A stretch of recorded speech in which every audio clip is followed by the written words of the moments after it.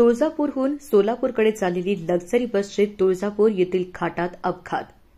जखमींमध्ये 3 जणांची प्रकृती चिंताजनक असल्याची प्राथमिक माहिती आहे. याबाबत अधिक माहिती अशी की आळंदी येथील भाविक लक्झरी बसने तुळजापूर येथे तुळजाभवानी मातेच्या दर्शनासाठी आले होते. या बसमध्ये 55 प्रवासी होते.